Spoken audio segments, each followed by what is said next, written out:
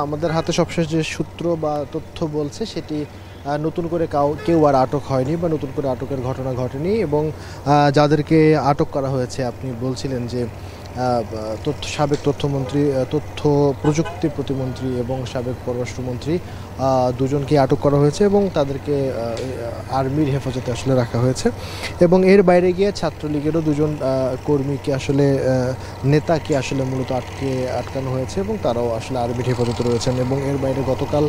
গতকালকের কথা যদি বলি তাহলে সাবেক ডিবি প্রধান হারুন তাকে আসলে আটক করা হয়েছে। সার্বিকভাবে ঢাকা এয়ারপোর্টে যে ভিআইপি মুভমেন্টটি এই মুহূর্তে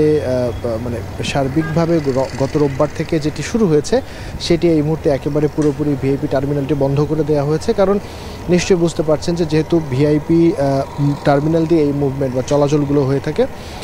সে কারণে মূলত বন্ধ রাখা হয়েছে এবং এই ভিআইপি টার্মিনালটি বন্ধ থাকবার কারণে যদি কোনো সাবেক মন্ত্রী বা যাদেরকে আসলে ভিআইপি সমমান বা মর্যাদা দেওয়া হয় তারা যদি আসলে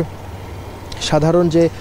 মানুষ যে টার্মিনাল দিয়ে প্রবেশ করে অর্থাৎ টার্মিনাল 1 এবং টার্মিনাল 2 দিয়ে তাদেরকে কিন্তু সেই দিক দিয়ে আসলে প্রবেশ করতে হচ্ছে এবং এই কারণেই কিন্তু জুনায়েদ আহমেদ পলকের কথা যদি বলি তাহলে তিনি স্বাভাবিকভাবে যে টার্মিনাল দিয়ে ঢুকতে গিয়েছেন এবং সেখানে ছাত্র যারা এবং জনতা এবং একই সাথে এর আগে বিমানবন্দরে যারা কর্মকর্তা রয়েছেন তারা মূলত জুনায়েদ আহমেদ পলককে আসলে প্রথমে শনাক্ত করে, যদিও তিনি মাস্ক পরা ছিলেন এবং এরপরে তাকে আসলে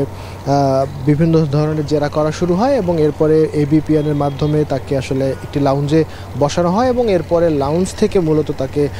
এয়ারপোর্ট কর্তৃপক্ষ এবং এবিপিএন তাকে আসলে সেনাবাহিনীর কাছে আসলে হস্তান্তর করে। এটি হচ্ছে যারা আটক হয়েছে তাদের ব্যাপারে সবশেষ খবর। আর বাকি যদি বলি তাহলে বিমানবন্দরের যে স্বাভাবিক কার্যক্রম সেটি ঠিকঠাক মতোই চলছে, ফ্লাইট চলাচল আছে, তবে